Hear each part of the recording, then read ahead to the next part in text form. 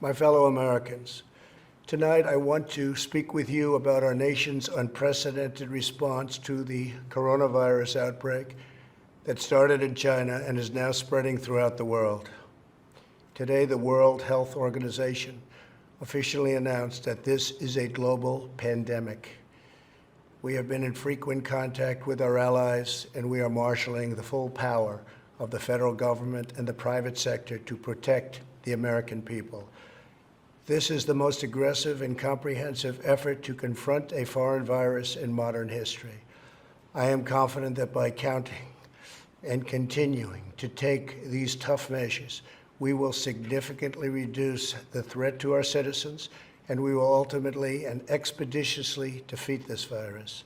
From the beginning of time, nations and people have faced unforeseen challenges, including large-scale and very dangerous health threats. This is the way it always was and always will be. It only matters how you respond, and we are responding with great speed and professionalism. Our team is the best anywhere in the world.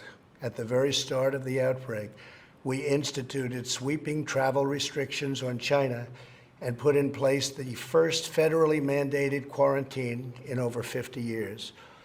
We declared a public health emergency and issued the highest level of travel warning on other countries as the virus spread its horrible infection.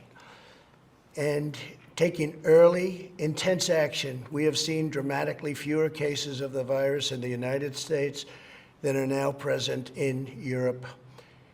The European Union failed to take the same precautions and restrict travel from China and other hotspots. As a result, a large number of new clusters in the United States were seeded by travelers from Europe. After consulting with our top government health professionals, I have decided to take several strong but necessary actions to protect the health and well-being of all Americans. To keep new cases from entering our shores, we will be suspending all travel from Europe to the United States for the next 30 days. The new rules will go into effect Friday at midnight. These restrictions will be adjusted subject to conditions on the ground. There will be exemptions for Americans who have undergone appropriate screenings, and these prohibitions will not only apply to the tremendous amount of trade and cargo, but various other things as we get approval. Anything coming from Europe to the United States is what we are discussing. These restrictions will also not apply to the United Kingdom.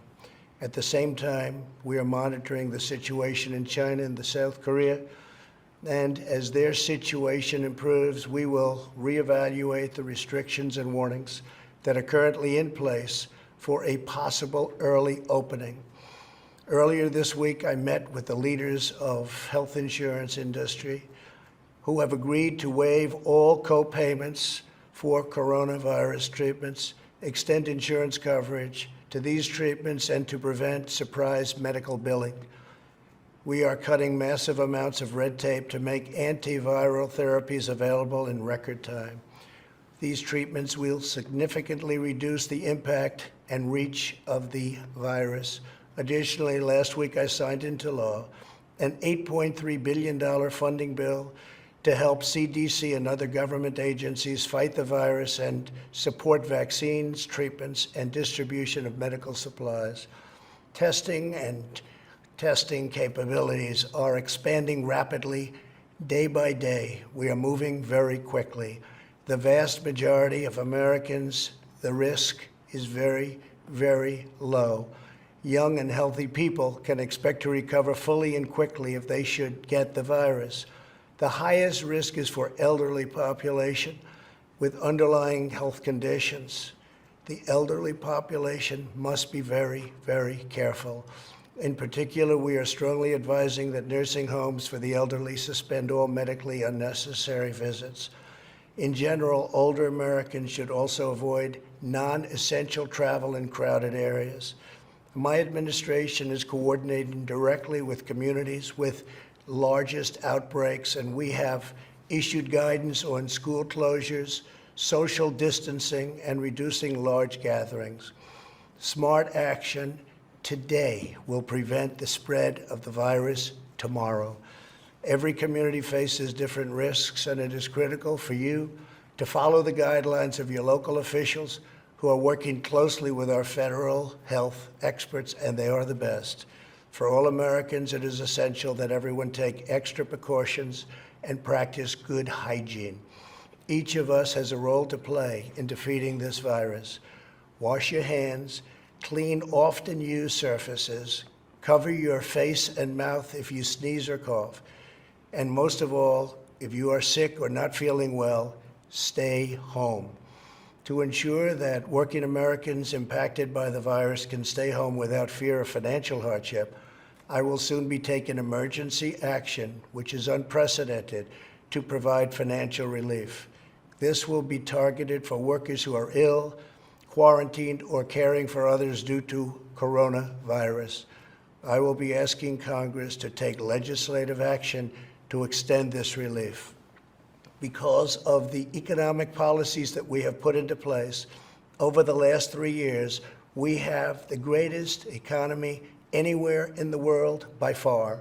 Our banks and financial institutions are fully capitalized and incredibly strong. Our unemployment is at a historic low. This vast economic prosperity gives us flexibility, reserves, and resources to handle any threat that comes our way. This is not a financial crisis. This is just a temporary moment of time that we will overcome together as a nation and as a world. However, to provide extra support for American workers, families, and businesses, tonight I am announcing the following additional actions. I am instructing the Small Business Administration to exercise available authority to provide capital and liquidity to firms affected by the coronavirus. Effective immediately, the SBA will begin providing economic loans in affected states and territories. These low-interest loans will help small businesses overcome temporary economic disruptions caused by the virus. To this end, I am asking Congress to increase funding for this program by an additional $50 billion. Using emergency authority, I will be instructing the Treasury Department to defer tax payments without interest or penalties for certain individuals and businesses negatively impacted.